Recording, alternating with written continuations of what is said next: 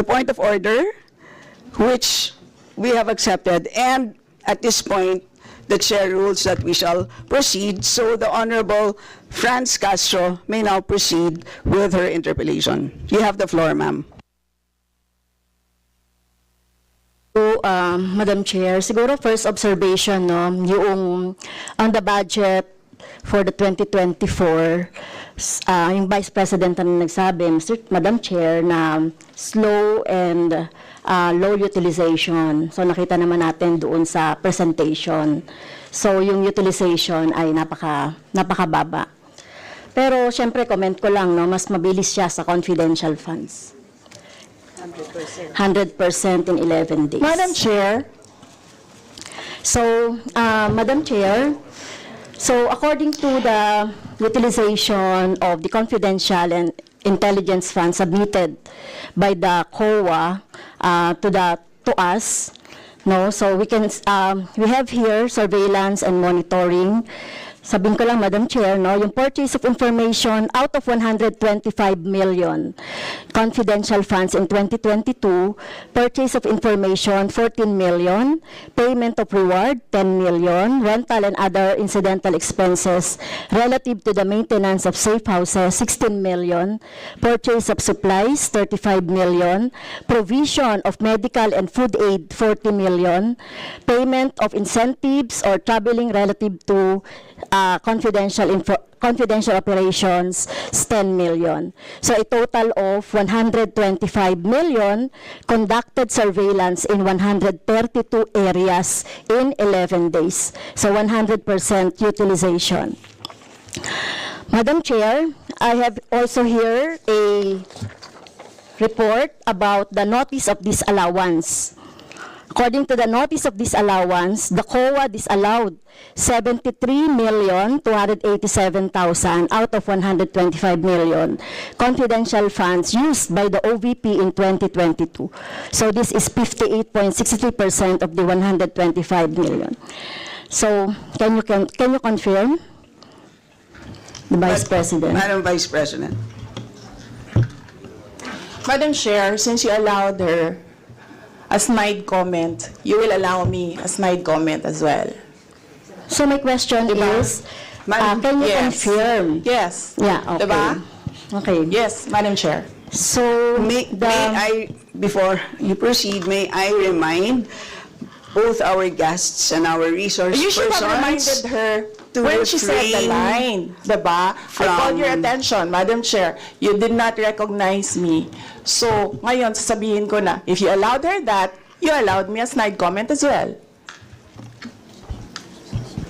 I don't recall hearing a snide comment, Madam Vice President. Ang snide comment, that's a Okay. matter of judgment. So please proceed Secretariat, please Madam proceed, Chair, I ma'am, would like the with your- Secretariat to repeat the first 3 lines of the comments. well, point of order, Madam Chair. Point of order, Madam Chair, kasi parang... So let's please proceed with the Yeah. answer. Point of order, Madam Chair. Madam Chair, kasi parang siya yung nagpe-preside eh. Yes, Ay, ganun talaga ang buhay, ma'am. Kasi inuutusan Madam mo Vice yung President. Secretariat natin sa Committee on Ganyan Appropriation. Yes. Alam mo Some ano, order, diba? please. So, Yes. okay, thank you, Madam Madam Vice Chair. President, please proceed with the response. There's a question. Please proceed with the response. Madam Chair, I do not understand bakit a person convicted of child abuse is still sitting in a seat Point of of the order, House Madam of Chair, ito yung sinasabi Representatives. natin na dinadivert ang usapan sa ating budget hearing. Kung nagawa po niya yan sa Senado, Madam Chair, dapat hindi natin yan pahintulutan dito sa Kamara. You allowed her a snide comment and then you will not allow me Please wait a to be snide recognized. comment? Excuse me, our members and our guests. I warn you. Please wait Don't to go be to this rabbit hole. acknowledged. Please wait to be acknowledged before you speak. Okay, so at this point, Honorable Manuel. Yes, Madam Chair. Again, it's another point of order kasi kapag may mga deliberation tayo, we should stick to the topic. Hindi pwede, Madam Chair, na dinadivert natin yung usapan para hindi natin sagutin yung tanong ng mga mambabatas natin. This is actually the best opportunity, formal proceedings, nakikita po ng publiko para malaman anong sagot ng Vice Presidente. So hindi po natin napapayagan ang ganong mga argumento na hindi naman tumutumbok dun sa topic natin. So, Madam Vice Chair, President, there's I a will make this question. easy for you. Please make Sige, ma'am. your responses direct to the point. Sige, ma'am.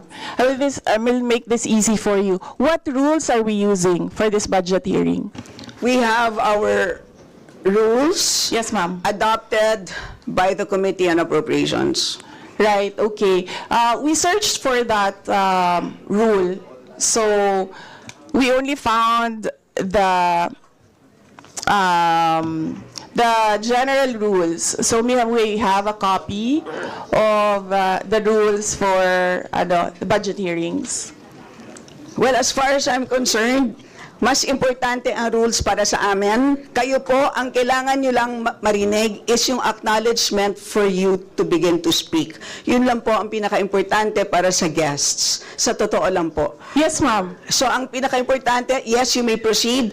At saka po yung adjournment. Yun lang po. Yung termination po. Yun ang pinaka-importante lang po. For the rules, yun ang ay importante para sa members. But we may provide the copy to you. Yes, ma'am. So please proceed and answer the May we question. request a copy? Yes, yes, absolutely. But Yes. please, there is a question. And do you want us to repeat the question? And we will not penalize you on the time. I don't You can repeat the facts from the notice of disallowance. I don't need a the repeat of Honorable the Franz. question. Yes, Honorable Franz Castro, you may repeat your question on the notice of disallowance, I believe. Yeah, tama, Madam Chair. So according to COA, the notice of disallowance is amounted to 73,287,000 out of 125. At ito po, Madam Chair, yung mga breakdown ng mga disallowed na mga na mga purchases. So reward payment of 10 million, payment of rewards, various goods, 34.857 million, payment of rewards, medicines, 24.93 million, tables, chairs, desks, computer and printers, 3.5 million. So, ang question, Madam Chair, so yung letter A, B, and C, so nakita naman natin nandoon yung sa joint circular. How about yung ito, no? How about yung mga tables, chairs, desktop, computer, na umabot po ito sa 3.5 million. So, pwede bang maipaliwanag kung bakit ito pinurchase, Madam Chair? Madam Vice President. Madam Chair, I still request for the rules of the budget hearings. Okay, Vice President. gusto mo sagutin ko, ma'am. Yes, Madam. This is a hearing of the budget of 2025. Nasaan dito ang confidential funds? Yung tanong niya, Madam confidential Chair. funds. Nasaan dito? Honorable Madam Chair, Franz, you may ito yung proceed. continuing, continuing questions pa natin noong 2024, during the last budgets. Hindi na ipaliwanag itong 125 million na alam naman natin na wala ito sa budget ng 2022. So, ito, Madam Chair, sa rule naman natin, lahat dito tinatanong no? So, according to the budget, whether it is in the past, kasi nakikita natin yung utilization noong mga budget, kahit na yung past years, ay pwede nating busisiin dito, Madam Chair. Tama ba ako, Madam Chair? I will agree with you, the Honorable Franz Castro. You may proceed, Yes, Madam ma'am. Vice President. Yun yung sagot ko, ma'am. Nasaan ang topic natin dito at ang pinasubmit ninyo sa amin is the budget proposal of 2025. Where in the budget proposal of 2025 is the item confidential funds. Sa in aid of legislation nga ninyo, nakalagay nga doon sa rules ninyo, diba? The discussion should be germane to the topic. The topic is a 2025 budget proposal. Now tell me, Madam Where Vice is President, the Honorable Franz confidential Castro has already provided a sufficient explanation for why she asked the question. So please proceed with your answer. Madam Chair, It's a very why are simple we discussing question. the budget of 2023 and 2024. Honorable Franz Castro. So kung ayaw niya sagutin, Madam Chair, so let me go through na lang with my question kasi related naman ito. Remember, Madam Chair, question natin ito noong last year at yung 125 million na ito ay hindi ito maipaliwanag, no? Dahil nga confidential no? Nagtago sa word na confidential. At ngayon, kailangan nating maipaliwanag at it is in the interest of the people. Yung 125 million na ito, Madam Chair, kaya kailangan ito na mabusisi at kailangan ito maipaliwanag ng OVP. Kaya hindi tayo pwedeng questionin ng mga rules, questionin ng mga topic, etc. Dahil related din naman talaga ito sa budget, Madam Chair. Madam Chair. Yes, you may proceed. I request that the chairperson of the Finance Committee preside over this hearing. Madam Vice President, with due respect, you are not allowed to do that, Madam Vice President. You are not allowed to introduce any motion. You are a research person I in this did not- hearing, Madam President, I did Vice not President. move, ma'am. I requested, the same as vein- your resource person, I requested So that the your request is chairperson of the denied, committee. Madam Vice President. Just please answer the question. The issue on confidential funds falls squarely within our discussion of your 2025 budget. Narinig mo yung sinabi niya, ma'am? Narinig So mo yung please proceed. nakikinig ka sa kanya kanina? Absolutely. Walang rules dito. Please proceed and answer the question. It's a very simple question. Di ba? Please explain the specific spending on those items that she enumerated, amounting to a total of, Honorable Franz, do you want to Amounting repeat to a that? total of 73.287 million. So, dahil may notice of disallowance, so ibig sabihin, Madam Chair, illegal ito at not in accordance with the joint circular by the COA, DBM, and other related agencies. So kung ito ay dinisallow, so ibig sabihin illegal yung paggamit nito. Madam Chair, nitong mga items na binanggit ko po, Madam Chair. Yes, You Madam cannot Vice President. you cannot allow a member of the House to just claim that it is illegal.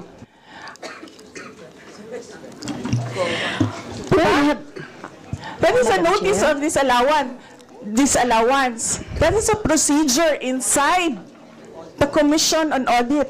Hindi sa upuan niya. The Honorable Franz. Okay, thank you, Madam Chair. So, thank you for the explanation, Vice President. Okay, next. According to accomplishment report of OVP, it spent 10 million for payment of reward. So, Madam Chair, in 11 days, ilang tao kaya at magkano kada tao ang reward? In fact, COA disallowed the whole amount spent by OVP for payment of reward. Hindi ba, Madam Chair, questionable ito? Madam Chair, the invitation letter that we received from the House of Representatives.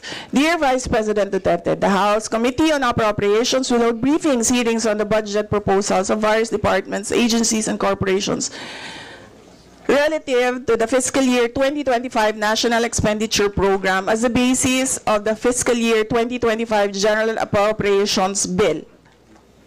Nasaan? Sa presentation ko kanina, ang haba. Ang confidential funds. Honorable Franz Castro.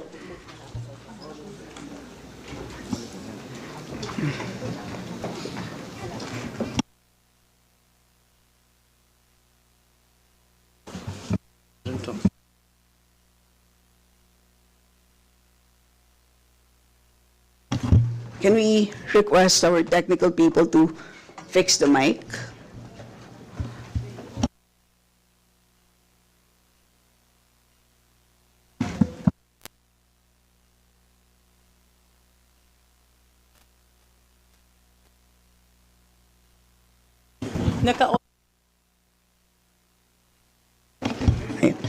Can everybody check their mics and make sure that they're switched off para maka-switch on yung si Franz?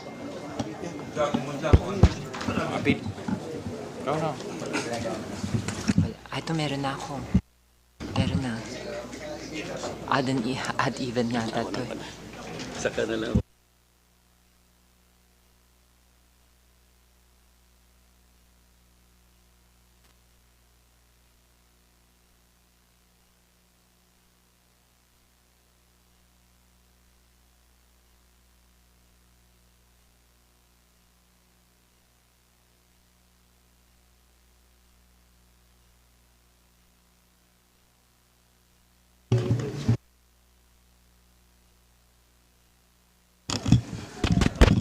Madam Chair, point of order lang ulit, Madam Chair.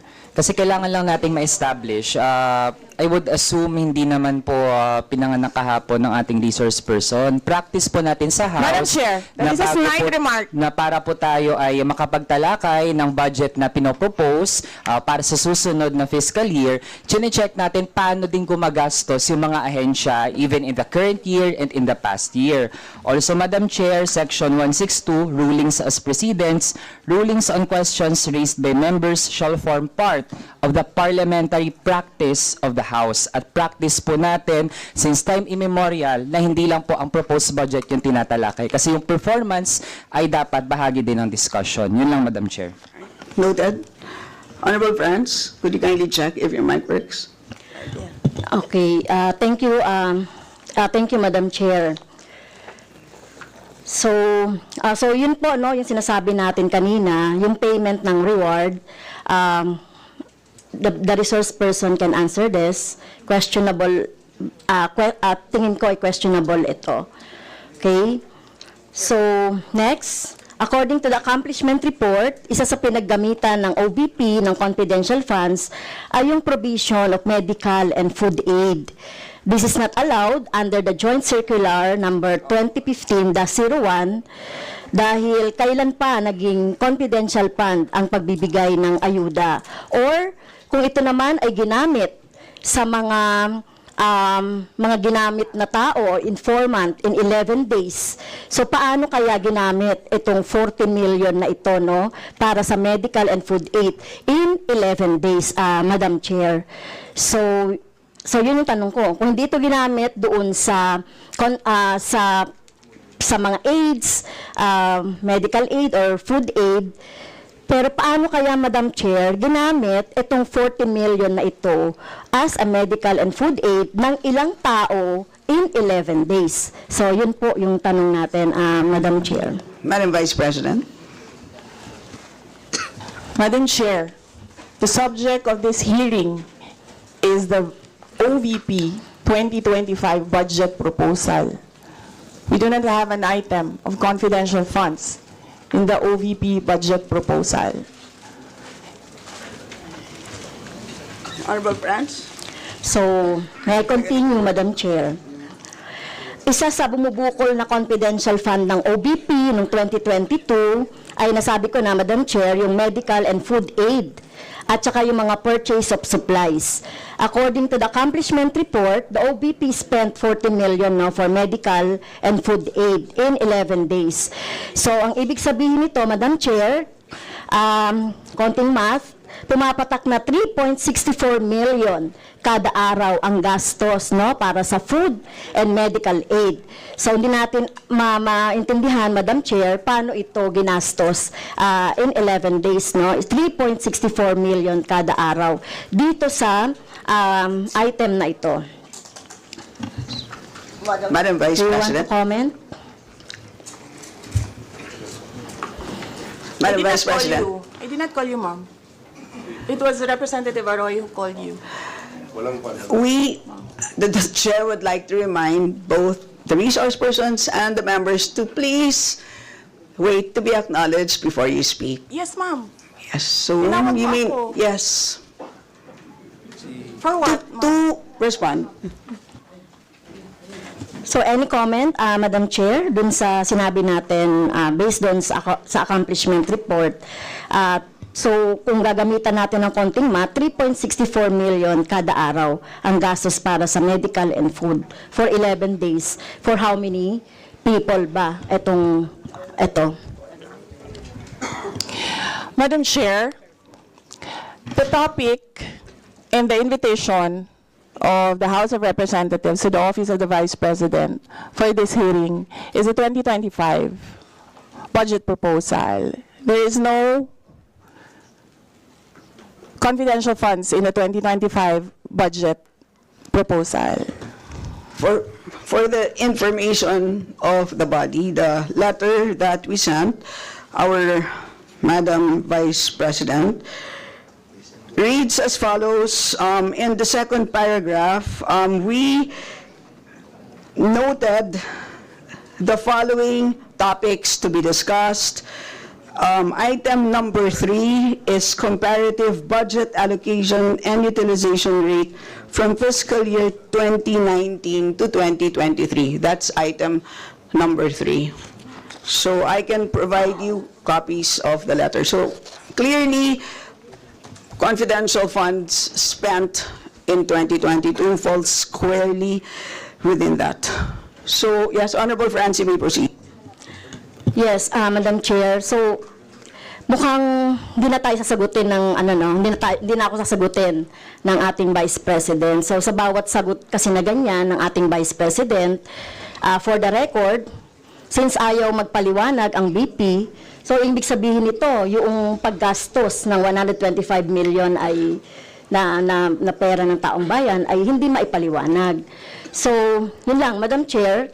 Kaya hinihiling natin sa Vice President o OVP na kailangan na maipaliwanag itong mga sinasabing item dito. Anyway, Madam Chair, sa kanila naman ang galing, no, yung utilization at confidential and intelligence fund. And of course, ito lang naman ang hawak ko din dito, yung notice of disallowance. Kaya gusto talaga nating maintindihan, Madam Chair, kung ang notice of disallowance ay, so syempre, ipapaliwanag pa nila yan, kung paano, di ba? So, kailangan malaman din ng taong bayan na sila yung nagbibigay ng pondo para sa operations ng OVP at lahat ng mga agency. At kailangan yung maipaliwanag. So, hindi pwede yung ganyan na yung tactics na ganyan na parang parang sorry for the pusit, na kapag nasusukol na ang pusit ay nagaano ng maitim na tinta. So, ayaw natin ng ganun, Madam Chair, kasi yung atin namang pinag-uusapan dito ay budget. No? So, wag naman mag-ugaling pusit ang Office of the Vice President. Madam Chair, may I point of information only, Madam Chair? May I?